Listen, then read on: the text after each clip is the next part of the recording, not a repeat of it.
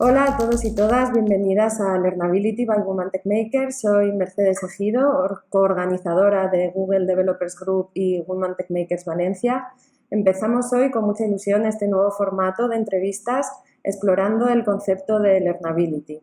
Para esta primera entrevista hemos querido contar con Neus Portas, quien mejor, una mujer que ha hecho su propio camino de aprendizaje estudiando en cada momento lo que le interesaba para configurar su trayectoria profesional. Desde pequeña, en su familia, la educación ha sido un tema recurrente de conversación.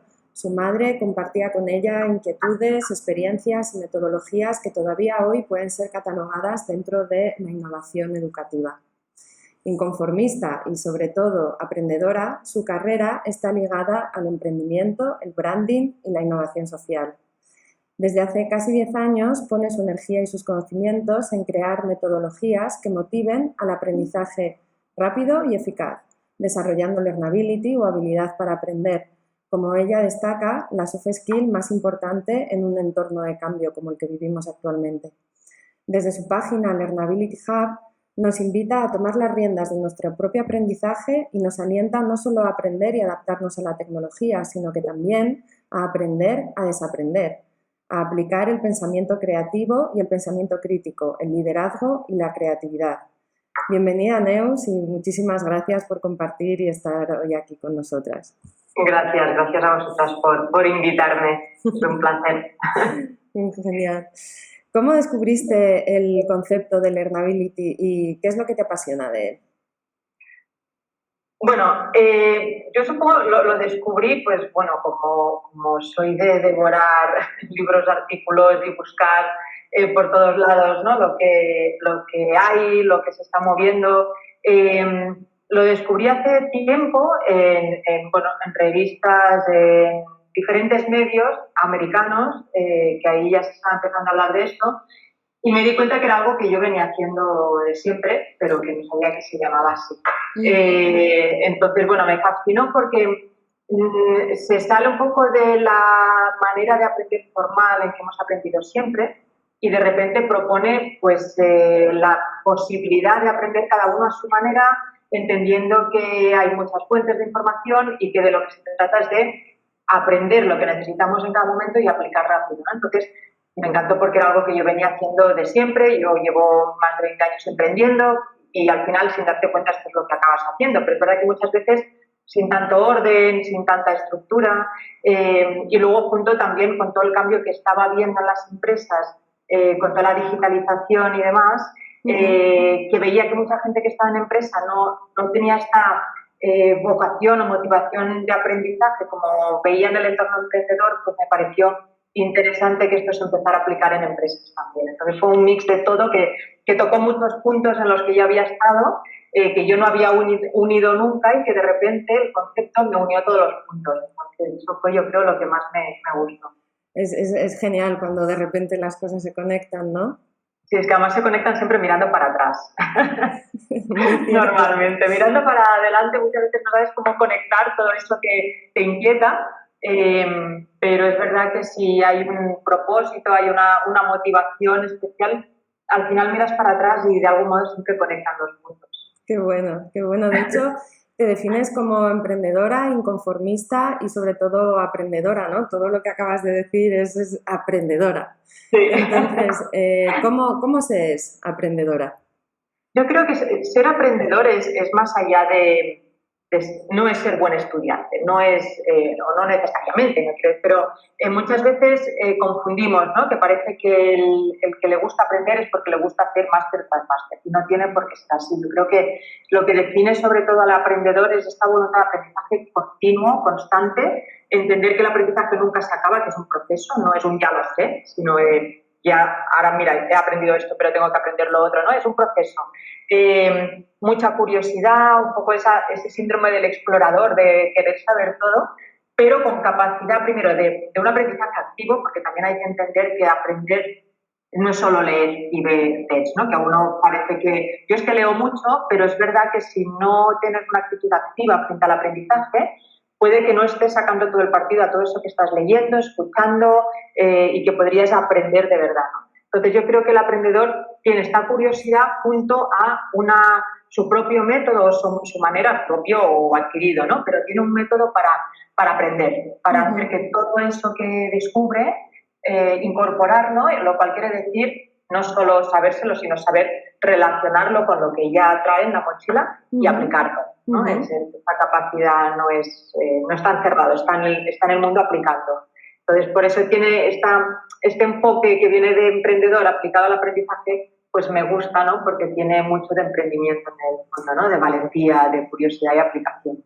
Sí, porque de hecho, aunque estudies un máster, ¿no? Si tienes tus propias herramientas y tu propio sistema de aprendizaje, le vas a sacar muchísimo más partido que si te dedicas, como yo he hecho y hemos venido haciendo mucho tiempo. Sí, hemos hecho todos, sí. Y sobre todo, si haces el máster porque sabes por qué haces ese máster, ¿no? Que muchas veces vamos en piloto automático y creemos que ese máster nos dará un acceso a un tipo de trabajo y hacemos un posgrado porque entonces nos apuntamos a cursos un poco o con piloto automático porque creemos que ese título nos dará algún acceso o porque, oye, voy haciendo cursos y ya algo me servirá, ¿no? Entonces yo creo que el tema está en hagas lo que hagas, está bien siempre y cuando lo hayas decidido de forma deliberada, sabes a dónde te lleva eso. Vale. ¿No? Y tienes un objetivo y sabes por qué estás haciendo ese máster y no otro, y por qué un máster y no 3 cursos online, ¿no? Sobre todo esto. Y por ejemplo, tu metodología, ¿no? Me imagino que tiene que ver mucho con esto, que la conozco. Una es la metodología Lean, más ligada a las empresas, a la manufactura, al desarrollo de software, con el proceso de aprendizaje. ¿En qué momento surge esta chispa también de esta unión? Porque muchas veces ves las chispas. ¿Y cuál es ese proceso en tu metodología que podemos implementar? Bueno, a ver, la metodología Lean, pues es eso, es el detectar una necesidad en el mercado, probar, o sea, definir un producto o servicio que vaya a resolver y antes de tener toda la estrategia y todo perfecto, salir y testar para poder modificar, hacer los arreglos. O sea, que el test te lo da el mercado, ¿no? Si realmente tiene sentido esa solución que has pensado para esas necesidades. Y luego hay una reflexión, un aprendizaje, un modelar, iterar, que se llama, para hacer las modificaciones oportunas en el producto y volver a testar con el mercado si eso. Entonces, claro, como llevo mucho tiempo emprendiendo y además formando a emprendedores, pues bueno, esta metodología Lean es con la que más hemos trabajado, ¿no? Porque además es verdad que es muy de hacer, no es el hasta que no esté todo perfecto salgo, sino que es eso, pues yo creo que esto puede funcionar, pero vamos a probar. Entonces da mucha más agilidad, es menos arriesgado, no hay este miedo de, claro, cuanto más dinero y tiempo inviertas en algo, más necesitarás que funcione, con lo cual menos escucharás al entorno, ¿no? Porque no quieres escuchar al que te dice que esto no vale, porque dices, no, que he invertido de tiempo y dinero como para que me digas que no vale. Entonces me di cuenta que a la hora de aprender muchas veces pasa lo mismo, ¿no? Gente que estudiaba una carrera, un máster o incluso hacía un doctorado y luego decía, eso no es lo que quiero hacer. Decía, he dedicado 6 años. Junto a ese tema de, yo no hago un cambio profesional o no me lanzo en este sector porque todavía no sé. Gente que se pasaba horas, hay años y años aprendiendo sin atreverse a salir, a dar el paso, a cambiar por ese miedo a todavía no me lo sé, porque además es que hemos crecido con esto, no es culpa de nadie, es que hemos crecido con esta idea de hasta que no te lo sabes perfecto no vas al examen o no te atreves a aplicarlo, ¿no? Entonces, poco a poco fui viendo que había muchas similitudes entre la manera en que aprendemos o deberíamos aprender con esta manera Lean de actuar. Entonces, bueno, lo adapté y yo hablo del aprendizaje mínimo viable más que del producto mínimo viable, pero además como lo que no me gusta tampoco es el aprender, o sea, esta sociedad líquida en la que estamos está muy bien la agilidad, pero a veces pasamos de puntilla y nos permitimos no profundizar. Al final parece que ser perfeccionista es casi ¿no? ¿Cuál es tu defecto? Soy perfeccionista. No debería ser un defecto ser perfeccionista siempre y cuando no te paralice, ¿no? Entonces siempre estamos en esa cosa de cuánto tengo que saber para empezar. Entonces, con esta metodología creo que he encontrado la manera de que uno pueda atreverse a qué es lo mínimo que necesito saber para poder aplicarlo y a partir de ahí aprender qué ha funcionado, qué no, reflexiono y vuelvo, ¿no? O sea, no es el aprendo algo, lo hago y me olvido, sino, no, se trata de llegar realmente a la excelencia máxima que podamos y hacer las cosas lo mejor posible, pero que esto no nos paralice, saber que ya volveremos, ya iremos mejorando, pero la manera de mejorar y saber que tienes que mejorar está viendo y haciéndolo. Entonces, bueno, tiene una mezcla entre la agilidad y el rigor, ¿no? Por eso siempre digo de aprender con rigor y aplicar cuanto antes, porque creo que no debería estar reñida una cosa con la otra. Totalmente, porque es la manera, como dices, en la que validas que ese aprendizaje lo tienes incorporado o que tienes que incorporar estas pequeñas cosas más para poder... Claro. Porque muchas veces no nos sentimos seguras o tranquilas de qué es lo que sabemos para empezar a buscar un trabajo o cosas así. Entonces, y muchas veces, y esto está demostrado que en mujeres pasa especialmente, ¿no? Que en formación solemos destacar, pero luego a medida que avanzamos en la empresa nos autovaloramos mucho peor que los hombres, ¿no? Entonces creo que cuando empiezas a aplicar y empiezas a pensar sobre lo que sabes realmente, bueno, te puede quitar este síndrome del impostor que hombres y mujeres tienen, pero sí que está demostrado que las mujeres tenemos mucho más. Entonces yo creo que cuando una se enfrenta a lo que sabe y lo tiene que aplicar, se da cuenta de que sabe mucho más de lo que cree.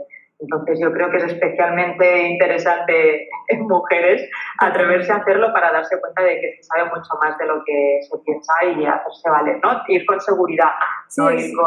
Es una metodología al final que empodera, ¿sabes? Yo creo que a cualquier persona, ¿no? Pero que ir viendo que ese aprendizaje está incorporado y ser más consciente de todo el proceso te ayuda a decir, ¿no? Sí, esto sí que me lo sabía. No tengas miedo, aprende un poquito, aplica y vuelve, no pasa que ya volverás, ya perfeccionarás, pero...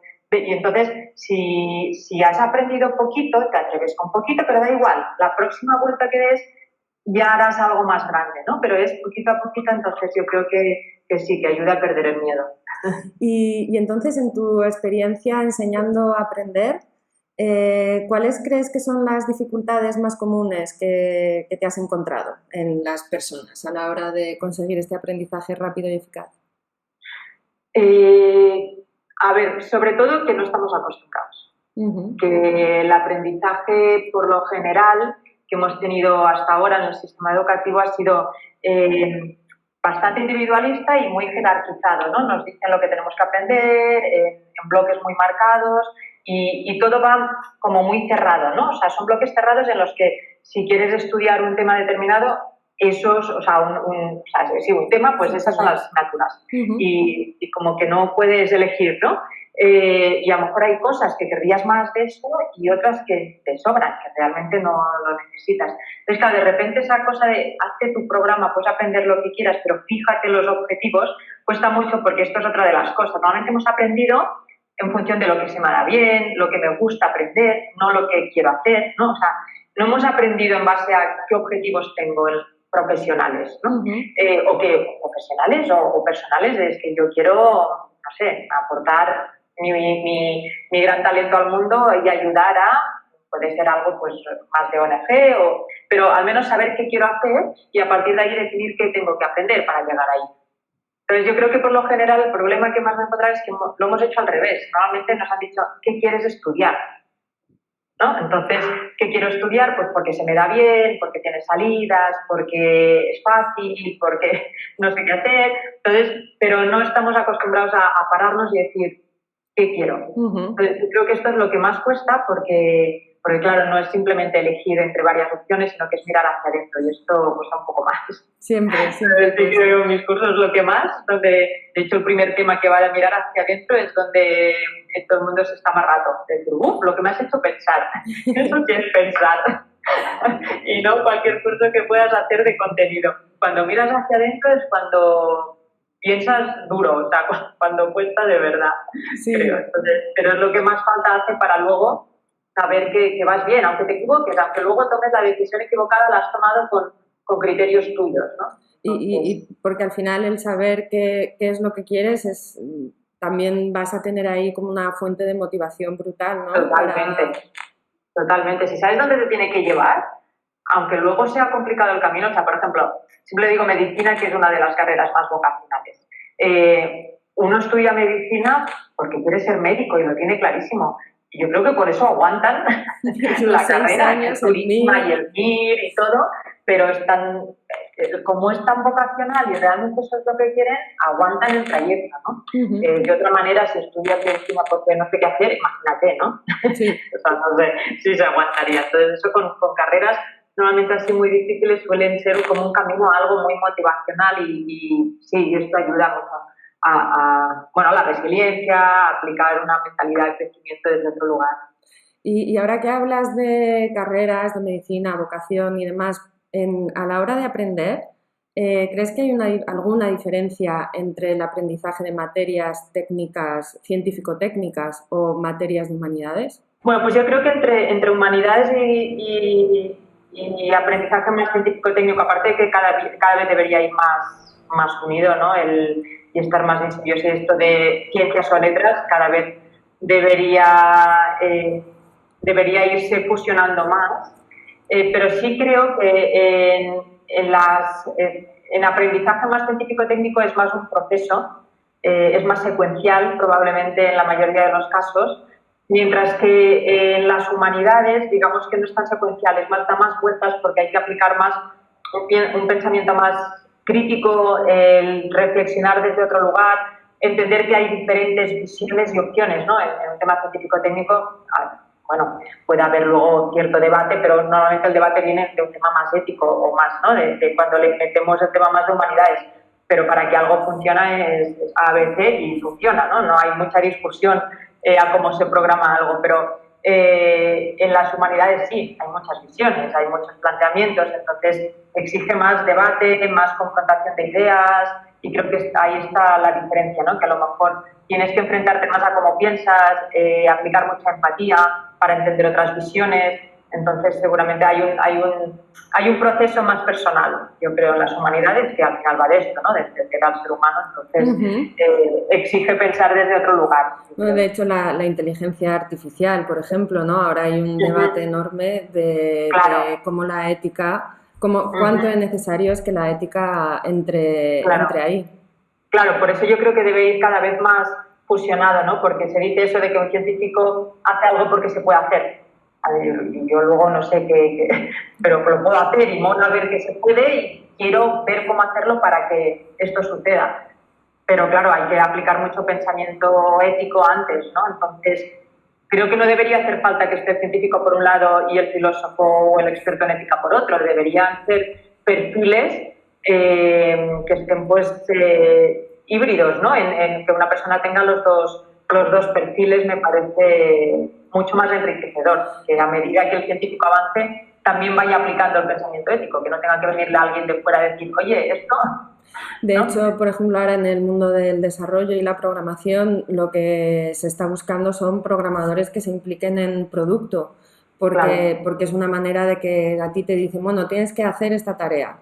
Vale, y si la haces como un robot, decir, bueno, a mí me dicen que haga esta tarea, pues pum, pum, pum, escribo el código y pasamos a otra. No estás aportando realmente el valor. Cuando sí que conoces al usuario, te implicas, tienes esa empatía, puedes llegar a decir a tu product manager, oye, que realmente esto que estamos haciendo, quizás si lo hacemos de esta otra manera y al final en equipo, pues terminas aportando desde ese lado.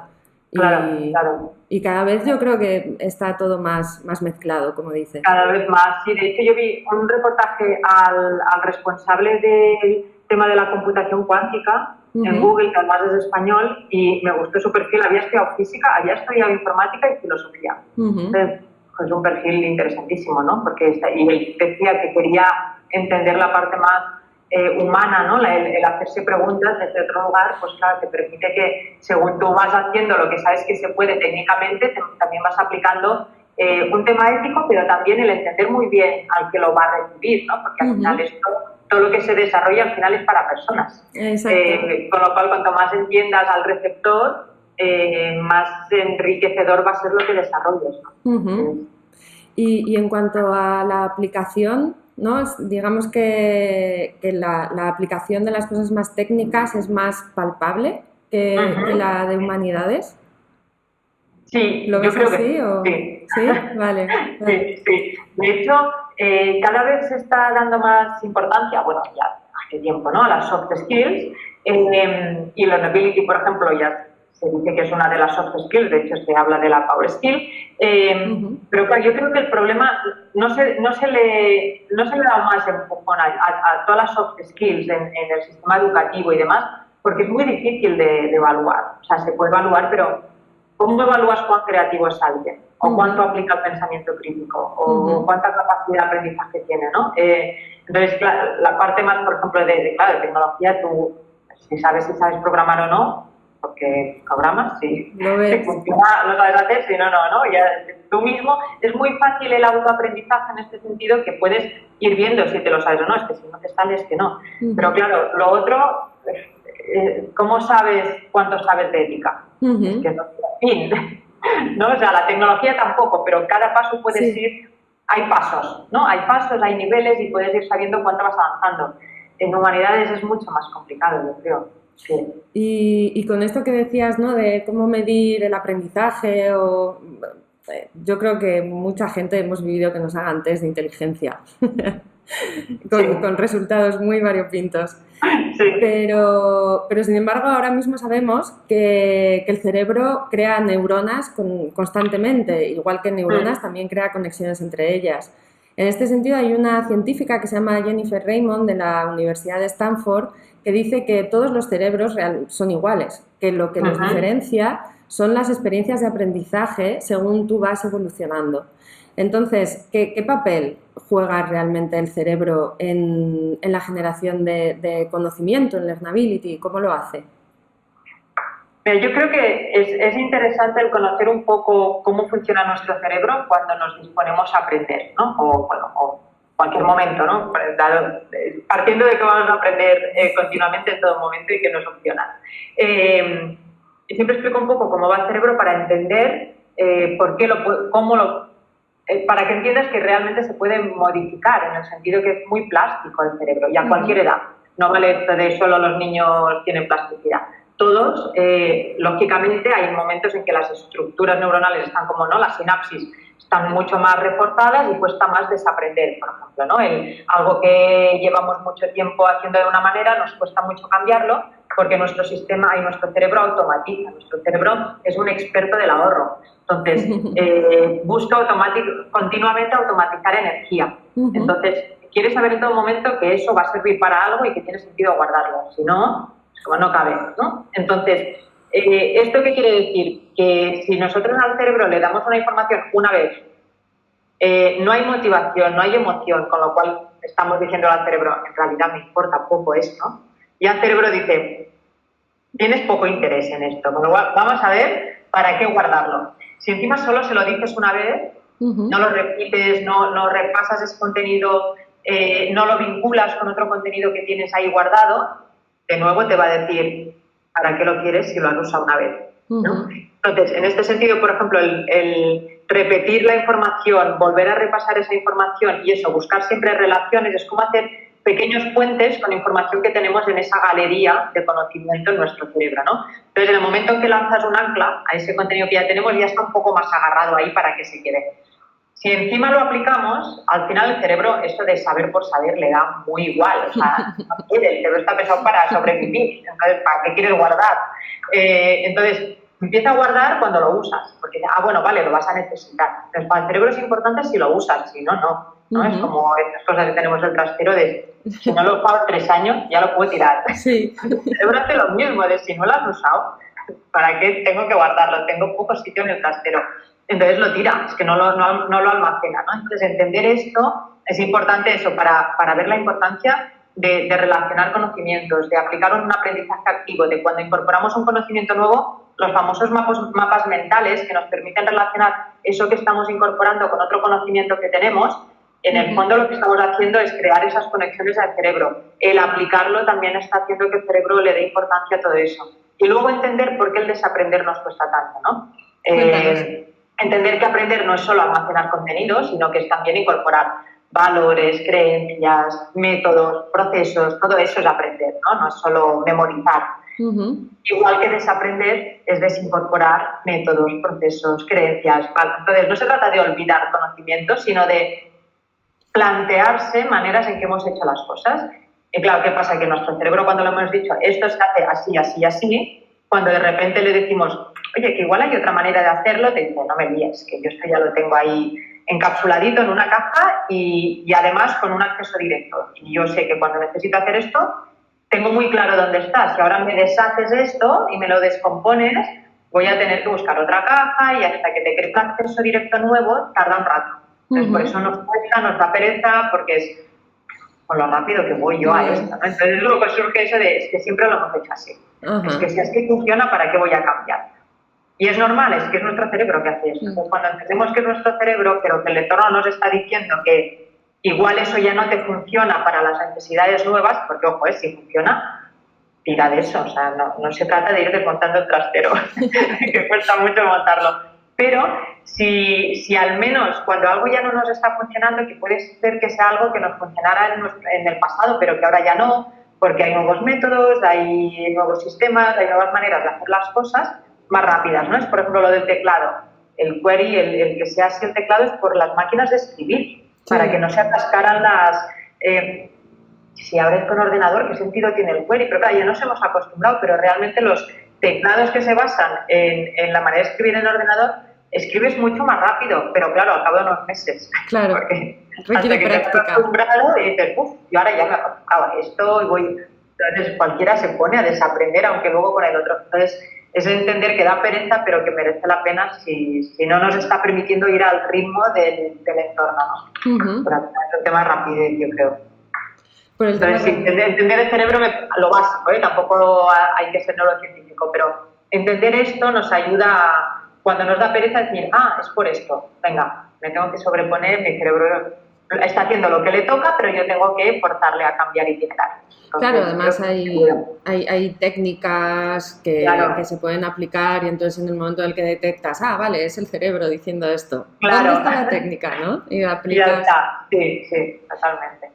Y pasando un poco al tema de mentalidad de crecimiento, que ya he visto que has dicho cosas, ¿no? Hay cosas que se pueden incluir ahí. Es mi favorito también. Sí, ¿no? Sí, y lo que pasa es que cuéntanos un poco para que todos sepamos a qué nos referimos con mentalidad de crecimiento. Vale. ¿Qué es? La mentalidad de crecimiento lo estableció Carol Dweck, que es una psicóloga que lleva años estudiando el poder de las creencias en nuestro comportamiento.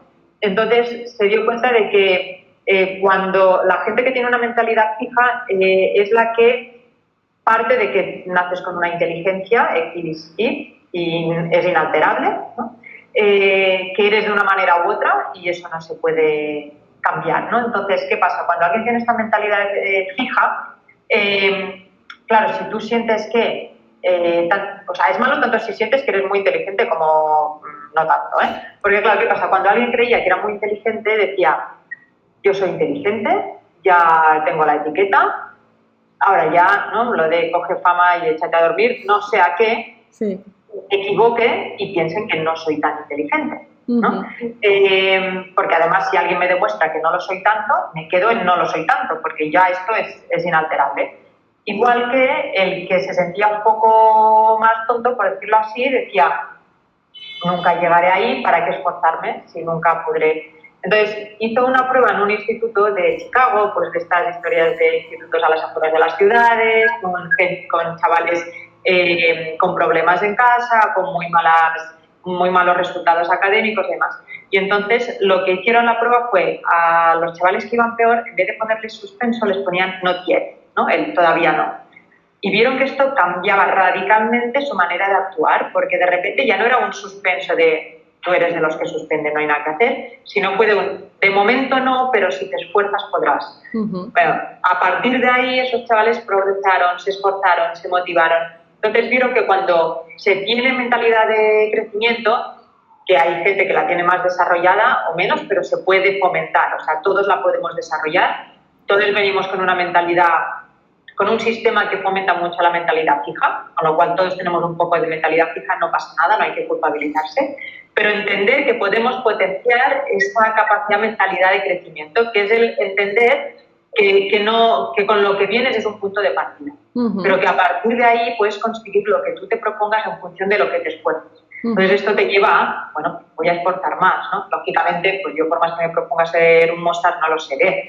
Pero, oye, si me propongo aprender a, bueno, yo piano toco, pero no sé, el violín, ¿no? Que no toco, me propongo tocar el violín, no llegaré a ser Mozart, pero desde luego que si me propongo aprender, aprenderé mucho más que si digo, va, como no voy a ser Mozart, ya no me pongo, ¿no? Ya ni lo intento. Luego entender eso, ¿no? Que el aprendizaje está en el proceso, no es el tengo que llegar a ser Mozart. Es como, bueno, no, tú inténtalo, tú estudia violín y donde llegues, oye, bienvenido sea, ¿no?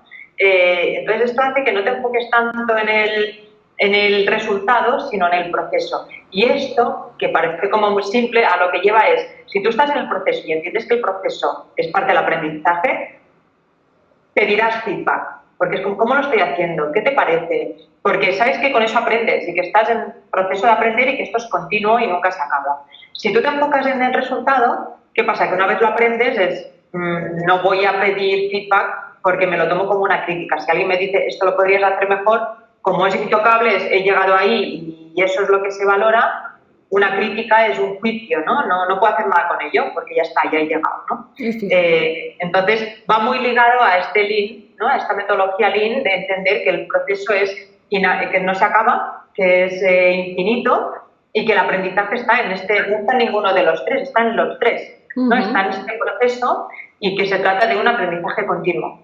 Entonces va muy, muy ligado y cuando uno se da cuenta que si no estás hoy, estarás mañana, esfuérzate, no pasa, ¿sabes? No dejarte empequeñecer por comentarios, por críticas, sino tomarlo como, ¿por qué no te gusta? ¿Qué es lo que he hecho mal? Cuando lo tomas desde ahí, lo recibes, casi te gusta recibir feedback para aprender, ¿no? Exacto. Lo que pasa es que no es fácil, ¿no? Porque toda la vida nos han dado notas que son juicios al final. Es si suspendiste eres malo, si sacabas sobresaliente eres muy bueno, ¿no? Entonces, claro, pero no había feedback, no te decían, has suspendido, podrías hacer esto para mejorar. Exacto, ¿no? Sí. Entonces, sí. No nos han enseñado a recibir feedback como una herramienta de aprendizaje, ¿no? Sino que el feedback era un juicio. Entonces, bueno, cuesta un poco, pero es muy gratificante cuando lo haces. Sin duda, sin duda. Además, lo que dices que... O sea, lo que decíamos antes del cerebro, que al final lo que nos diferencia no es nada innato, o sea, no es que nadie tenga nada innato, sino que son esas experiencias de aprendizaje. Si tú te abres a esas experiencias de aprendizaje con esta mentalidad de crecimiento, pues la verdad es que todas estas cosas que estamos hablando a mí me encantan porque hacen como un mix explosivo de aprendizaje. Sí, es lo que dices. Y es verdad que a lo mejor de entrada sí que hay gente con más facilidad para unas cosas o para otras, lo que te digo, ¿no? Pero es el que esto no te frene, es decir, bueno, pues a lo mejor te va a costar un poco más conseguirlo, pero no pasa nada, no es el, como yo no tengo talento para esto, no lo hago, ¿por qué no? Si te gusta, hazlo, ¿no? Y no todo el mundo tiene que ser súper experto en todo, pero se trata de dejarte llevar por lo que, o sea, que no deseches algo que te motiva porque crees que no vas a poder ser el mejor, porque crees que no es lo tuyo, porque crees que no es lo mío, ¿no? Bueno, pues haz que sea lo tuyo, ¿no? Exacto. Sí, ser consciente de todo lo que acabas de decir y motivación y ganas. Totalmente. Motivación es lo más importante en el proceso. ¿Y qué te iba a decir? Mirando un poco en la historia de la computación, podemos ver que realmente las mujeres tuvieron un rol muy activo en la definición de las capacidades de los ordenadores. Tenemos a mujeres pioneras como Ada Lovelace o Grace Hopper o Hedy Lamarr, pero también hubo un montón de mujeres anónimas que lo que hacían era reprogramar los ordenadores que en aquel momento pues, estaban diseñados para unas tareas muy concretas, ¿no? Estos ordenadores enormes con cables. Realmente ellas lo que estaban haciendo era traducir del lenguaje humano, necesitamos resolver este problema, al lenguaje máquina, es decir, programar o codificar. La cosa está en que ellas realmente supieron ver diferentes aplicaciones a estas máquinas y se produjeron muchos avances en la computación. En un primer momento se pensó que lo difícil era construir las máquinas, Sin embargo, la codificación se desveló como algo también muy complicado y con unas habilidades matemáticas y de intuición y, como decimos, de diferentes usos, pues importantes. En este sentido, con esta mentalidad de crecimiento que estamos hablando y demás, ¿crees que esta mentalidad de crecimiento, sin términos de género ni nada, podría ayudarnos a tener una sociedad más inclusiva en el entorno educativo y laboral? Pues sí, yo creo que influye. Mira, está demostrado que las niñas desarrollan la habilidad verbal antes, ¿no? Entonces, ¿qué pasa? Que las niñas, entonces, cuando es que se te da muy bien la lengua, la literatura, ¿no? Las cosas más de humanidades se enfocan ahí, dicen, es que yo soy buena en esto es mentalidad fija, de como soy buena en esto, ahí me quedo.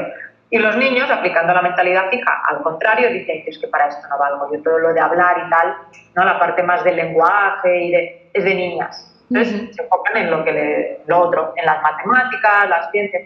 ¿Qué pasa? Que como se van enfocando ahí, cada uno va siendo mejor en lo que se está enfocando, pero no porque hayan nacido con más capacidad, sino porque se ha enfocado en ello. Entonces, al final los niños también desarrollan la habilidad verbal, pero más tarde, para cuando lo desarrollan ya están enfocados en matemáticas. Y las niñas, ¿qué pasa? Que se han enfocado tanto en toda la parte más verbal que han dejado de lado, es como, no, las matemáticas no son para mí. Porque además suele ser, como los niños se han enfocado ahí antes, les llevan un poco de ventaja. Entonces se sienten mal porque los niños parece que van por delante, que esto es más de niños. Entonces, si aplicamos la mentalidad fija, estamos marcando caminos que no tienen por qué ser así, que son así porque los marcamos. Totalmente. ¿No? Pero que si dejáramos que cada persona, niño o niña, se desarrollara de forma natural sin forzar nada, al final podría haber muchos niños que dicen, a mí me gusta la filosofía o la poesía, y habría más niñas que, pues a mí me encantan las matemáticas y la tecnología, ¿no? Afortunadamente cada vez es más así, cada vez yo creo que igual que los niños se atreven o no se permiten más explorar la rama más de humanidades, también hay cada vez más niñas que ven que el tema de tecnología, ciencias también, a todos los niveles de divulgación se está ayudando más y se está exponiendo más como un ámbito también femenino, que puede ser femenino, digamos, ¿no? Pues poniendo en valor pues todas estas mujeres que has dicho tú, por ejemplo, es tener referentes. Hasta ahora no había siquiera referentes femeninos, o sea, los había, pero no se divulgaban, no se explicaba, ¿no? Entonces, bueno, yo creo que todo esto sí que puede ayudar a que sea mucho más inclusivo, en que uno trabaje en un área u otra en función de lo que le motive, de su propósito, independientemente de género, independientemente de habilidades. O sea, yo creo que eso, pues yo, por ejemplo, que en un tercero de BUP era en ese momento, hice biología, porque no quería hacer latín, porque no me gustaba el profe. Y me acuerdo que la profesora de biología me dijo, pero ¿tú qué haces en biología si no tienes mente de ciencias? Y yo en ese momento dije, ya, claro, es verdad, es que yo soy de literaturas. Pero luego he pensado, ojo, qué mal, porque a mí me encanta escuchar programas de ciencias, me parece tan bonito, muchas veces no entiendo nada, pero me encanta, suena muy bien, muy bonito, me gusta la idea, ¿no? Luego me cuesta bajar, pero es que no estudiar nunca ahí. Y eso es que igual me hubiese gustado, igual que cuando me he metido en temas de programación, me ha gustado, a mí me gusta programar, me gusta poder sacar mis propiedades, lo que pasa es que nunca he ido más allá, pero ¿por qué no? Y lo puedes además entender que lo puedes aprender en cualquier momento, y a mí me encantan todas las iniciativas que hay para promover la programación en mujeres, incluso ahora que hay tantas salidas en este área, decir, da igual de dónde vengas, da igual lo que hayas estudiado, puedes aprender programación. Es que me parece fantástico y sobre todo porque aprender a hacerlo, aprender a desarrollar una habilidad tan diferente de lo que hemos desarrollado hasta ahora también nos motiva y nos empodera, ¿no? Que termino, pero me parece bastante gráfico. Entonces, sí, yo creo que sin duda hay que aplicar la mentalidad de crecimiento en todo momento, desde pequeños y hasta... Y hasta el final. Toda la vida, vamos, hasta el final. Sí. Totalmente, totalmente. Y ya para ir acabando, ¿existe alguna relación directa entre learnability y empleabilidad? Porque, a ver, empleabilidad... O sea, learnability se ha traducido incluso como empleabilidad, ¿no? Empleabilidad para mí es una palabra muy extraña. Sí, es rara, empleabilidad. Sobre todo, bueno, primero porque el entorno laboral no siempre va de que encuentres un empleo. También puedes montar tu proyecto, puedes puede ser empresa o puede ser trabajando por tu cuenta, ¿no? Pero sí, empleo a mí me queda raro el término ya, ¿eh? Pero bueno, es verdad que igualmente learnability, estrictamente, o sea, si descompones el término, es habilidad para aprender. Entonces, puede ser para aprender lo que te dé la gana y hacer lo que quieras con ello, ¿no? Pero es verdad que en muchos sitios la definición está en la capacidad de aprendizaje continuo para permanecer empleable. Okay.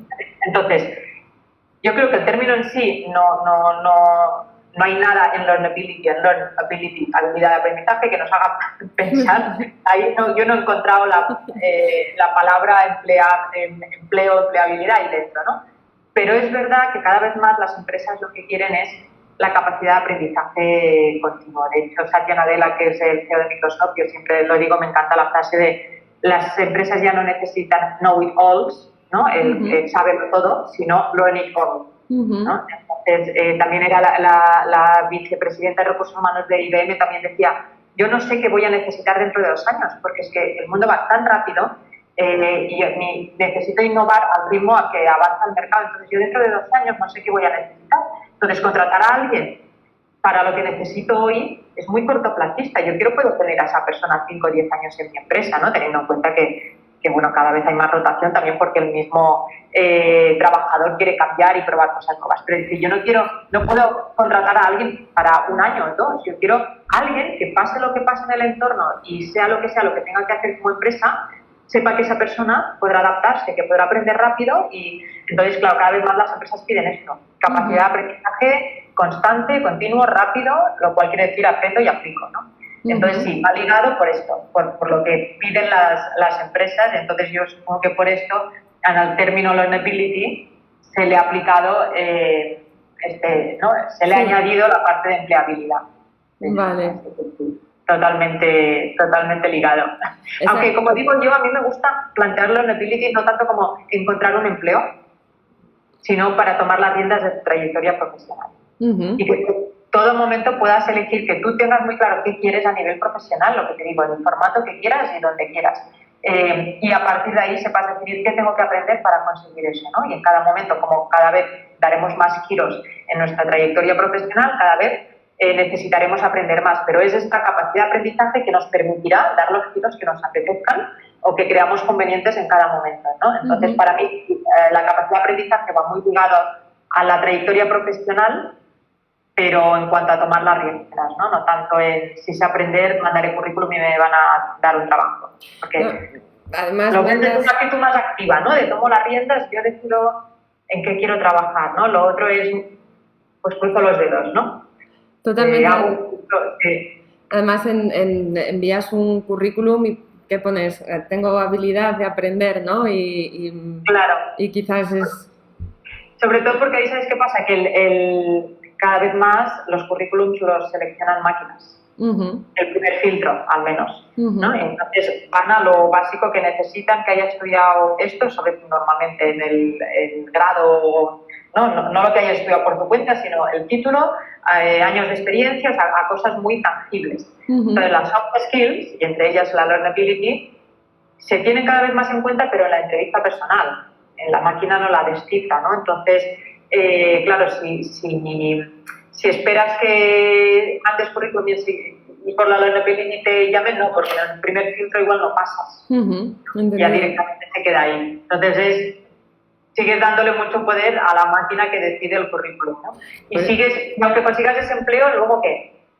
¿No? Claro. ¿Qué harás luego? Porque probablemente no te pases toda la vida ahí. Ya eso de entrar en una empresa y me quedo, esto era antes. Entonces, estarás cada vez igual de ¿y ahora qué hago? ¿Y ahora qué hago? Y vuelvo a aprender un poquito más de currículum y espero. Es tener poco control de tu vida profesional y esto genera mucho estrés. Entonces, a ver, es cierto y será un poco estresante siempre la vida profesional, tal como está el mercado y está el entorno y está el mundo en general. Pero cuanto más control o planificado o no, porque control parece que tengas que tenerlo todo controlado y control no vamos a tener. No, porque no depende todo de nosotros, ¿no? Claro, pero esos objetivos y esa motivación que decías, ¿no? Claro, y al menos saber hacia dónde quieres ir, porque con eso al menos podrás ir girando el timón, pero tienes que tener claro dónde quieres ir, qué barco te quieres construir, si te añades una balsita o no, pero tienes que decidirlo tú, porque lo de ir a la deriva, de cojo una balsita y me tiro al mar, entonces, como tormenta habrá, cuanto más equipado vayas, mejor, ¿no? Pero la balsita va a estar complicado si esperas que venga el barco a salvarte, ¿no? Porque dependes de que venga el barco. Exacto. Sí. Así que sí, esta para mí es la relación entre una cosa y otra, y animo a aplicar esta mentalidad de crecimiento y aprendizaje continuo, porque da, como digo, te ayuda a activar el talento y a sentirte, te motiva, te da una capacidad, una sensación, ¿no?, de que puedes. Esto me parece maravilloso. Sí, totalmente de acuerdo contigo.